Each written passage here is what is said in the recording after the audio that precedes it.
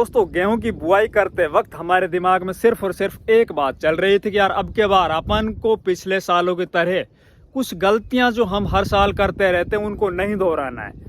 अब की बार जब हमारा गेहूं का उत्पादन हो तो वो पिछले साल की अपेक्षा ज़्यादा निकले। और अभी तक हमने अपने खेतों के अंदर वही प्रक्रिया अपनाई है, वही अच्छे से मेहनत की है, कोई भी लापरवाही नहीं की।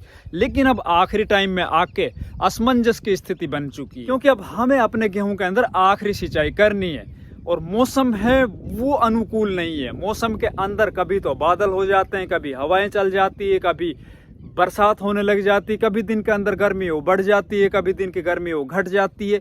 अब हमारे दिमाग में सिर्फ और सिर्फ एक बात घूम रही कि यार प्रकृति का अगर साथ हमें नहीं मिला तो हमारा जो 30% उत्पादन जो हमारे जेब में जाने वाला है कहीं वो नीचे ना बिस जाए ज़मीन के अंदर।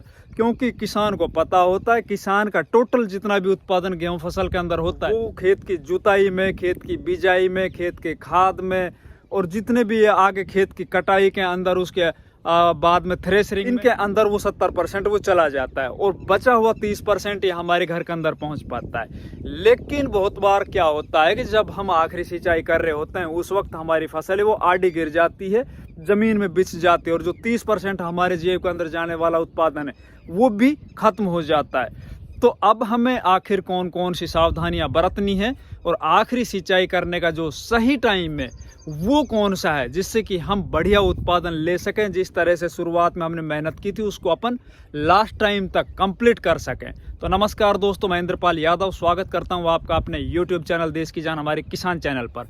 दोस्तों मैं आज आप लोगों को इस वीडियो के माध्यम से गेहूँ फसल के अंदर आखिरी सिंचाई की उपयोगिता मतलब लास्ट इरिगेशन इम्पोर्टेंसी के बारे में बताऊंगा। साथ ही गेहूं फसल को आड़ा गिरने से किस तरह से अपन बचाएं। अगर आप इन जानकारियों को अपने खेत के अंदर आखिरी सिंचाई करते वक्त अप्लाई करते हो तो दोस्तों आपका जो 30% उत्पादन खराब होने जा रहा है उसको आप बचा सकते हो।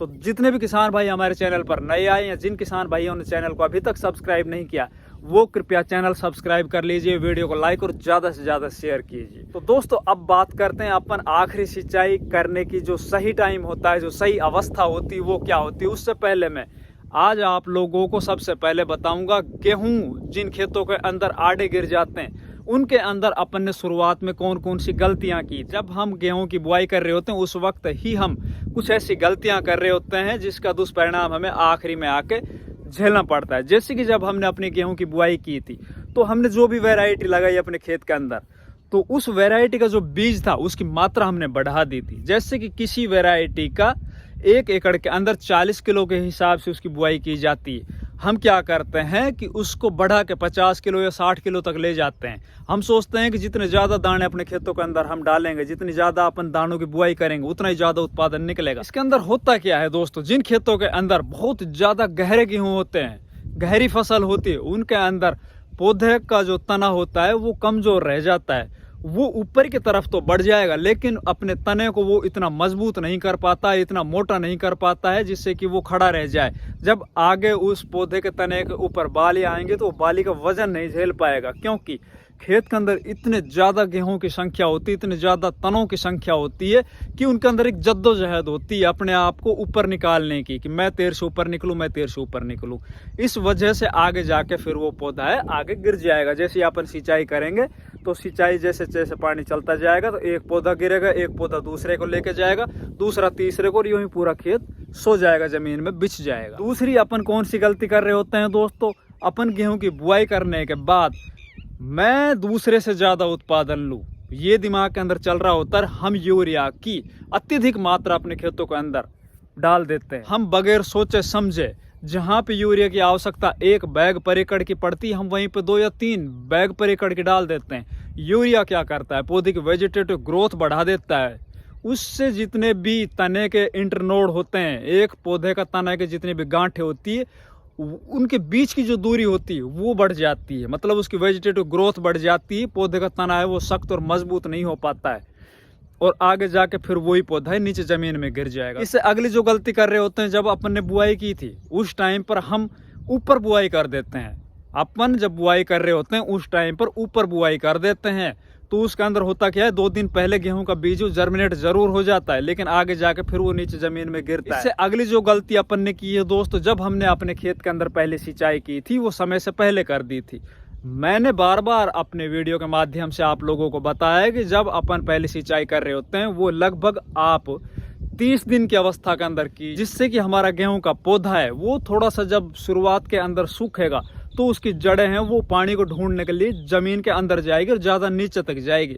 जितनी ज़्यादा जड़ें नीचे जाएगी आगे जाके पौधा है वो उतना ही मजबूत रहेगा और उतना ही अपने आप को वो संभाल पाएगा जब बालियाँ निकल जाएगी।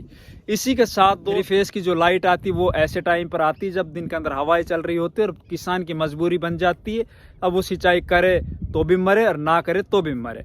तो दोस्तों ये सब कारण थे हमारे गेहूं के अंदर जो लॉजिंग होती है, गेहूं के अंदर जो अपनी फसल है जो नीचे जमीन में बिछ जाती है। अगर अपन शुरुआत से कुछ इन बातों पर ध्यान दें तो हम अपनी फसल को बचा सकते हैं। अब बात करेंगे दोस्तों अपन को आखिरी सिंचाई वो किस अवस्था के अंदर करनी चाहिए। तो दोस्तों आखिरी सिंचाई करने का अलग अलग जमीन में अलग अलग टाइम पीरियड होता है। जहाँ पे एकदम चिकनी मिट्टी है, भारी मिट्टी है, ज्यादा दिन तक सिंचाई को वो रोक सके, उन खेतों के अंदर आप जब गेहूं मिल्किंग स्टेज के अंदर हो, जब गेहूं के दाने के अंदर दूध बन रहा हो, अगर उसको अपन दबा के देखें तो उसके अंदर से दूध निकले, उस टाइम पर अगर सिंचाई कर देंगे हम आखिरी, तो वो मिट्टी इतने दिन तक उस नमी को रख सकती है कि आपका जो गेहूं का दाना है वो आगे जाके सख्त हो जाए और वो टाइट हो जाए, तब तक गेहूं की फसलें आपकी पक सकती है, मतलब वो जड़ें नहीं छोड़ेंगी। दूसरे अगर अपन देखें तो बहुत से खेतों के अंदर जो जमीन होती है वो भुरभुरी होती है, सैंडी सॉइल होती है। अगर उनमें भी हम यही मॉडल अप्लाई करें कि जब हमारे खेत के अंदर बालियों में मिल्किंग स्टेज हो उस टाइम पर अपन सिंचाई कर दे और उसके बाद हम ये भूल जाएं कि यार हमने तो आखिरी सिंचाई थी वो वैज्ञानिक पद्धति से कर दी और इसके बाद हमारा जो गेहूं है वो पक जाएगा, तो उस गेहूं की पकाई अच्छे से नहीं हो पाएगी, उसके अंदर हवाएं वो निकल जाएंगी। मतलब जब दिन के अंदर गर्म हवाएं चलेंगी, हमारे खेत के अंदर नमी नहीं होगी, तो हमारा गेहूं वो समय से पहले पककर तैयार हो जाएगा। मतलब उसकी जो बालियों के अंदर दाने वो मोटे नहीं हो पाएंगे, अच्छे से उसके अंदर भराई नहीं हो पाएगी और वो पतले रह जाएंगे। तो ऐसे खेत जिनके अंदर मिट्टी भुरभुरी है वो देखिए, जब आपके खेत के अंदर बाली में दाना है वो हल्का टाइट हो जाए, उसको दबाने के बाद आप देखो तो उसके अंदर से दूध ना निकले, मतलब वो टाइट दाना हो जाए, उस टाइम पे आप आखिरी सिंचाई कर दीजिए। तो अगले जो 8 से 10 दिन या 12 दिन आने वाले हैं तब तक आपके खेत के अंदर वो जो नमी है वो खेत के अंदर स्टोर रहेगी। पौधा है वो अपने जड़ों के माध्यम से धीरे धीरे उस नमी को लेता रहेगा और वो अपने बालियों के अंदर देता रहेगा, जिससे कि अपने फसल के अंदर दाने हैं वो बहुत शानदार तरीके से भर जाएंगे। साथ ही साथ दोस्तों जब अपन आखिरी सिंचाई कर रहे हैं तो हमें ये सावधानी रखनी है कि हवाएं ना हो। अगर दिन में हवाएं चल रही हो तो आप कोशिश कीजिए रात के समय में सिंचाई कर दीजिए। साथ ही दोस्तों एक सावधानी और रखनी है, जब हम सिंचाई करें तो ऐसी स्थिति में सिंचाई ना करें जिससे कि हमारे खेत की जो मिट्टी है बिल्कुल सूख जाए। अगर आपके खेत की मिट्टी बिल्कुल सूख गई है, उसके अंदर नमी नहीं है और आप उस अवस्था में सिंचाई करोगे तो आपकी फसल है बगैर हवा के भी जमीन में गिरेगी। वो जड़ें हैं वो जमीन के अंदर सूख जाती है, उसके अंदर ऐसा कुछ बचा ही नहीं है कि वो दोबारा से उनकी रूट जोन है वो वापिस जो पानी है उसको लेने लग जाए और ऊपर तक पौधे तक पहुंचा दे। तो आप कोशिश कीजिए एक तो हल्की जब आपके खेतों के अंदर नमी हो उसी टाइम पर आप सिंचाई कर दीजिए। ऐसा भी ना हो कि खेत के अंदर बिल्कुल ज़्यादा नमी हो और आप लगातार पानी दो। तो ये सब सावधानी आप रखोगे तो आपकी फसल के अंदर उत्पादन बहुत शानदार निकलेगा और आपके जो गेहूं की पकाई है वो बहुत बढ़िया होगी। धन्यवाद दोस्तों।